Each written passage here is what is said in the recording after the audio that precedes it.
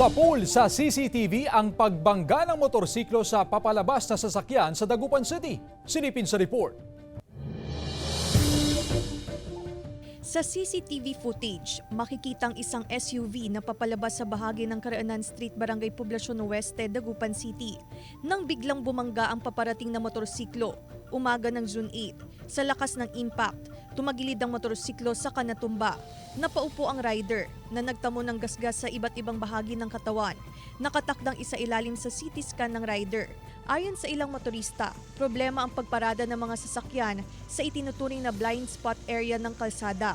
Ito na raw ang ikalimang beses na may nai-report na aksidente sa lugar.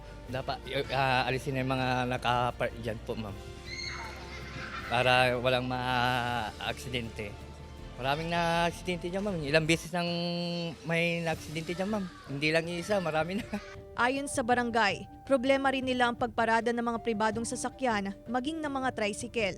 Kaya nakikipag-ugnayan na raw sila sa Public Order and Safety Office para magsagawa ng clearing operation.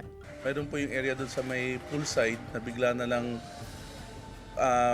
lang may lumalabas sa sasakyan, tapos pag mabilis masasagi po talaga yung area. Kaya kung yung mga nagmamaneho po, lalo-lalo ng mga motor or bike, magdahan-dahan lang po sa pag-drive para at least iwas disgrasya po. Paigtingin din daw ng barangay ang kanilang pagronda para agad na marespondehan ng anumang insidente sa lugar.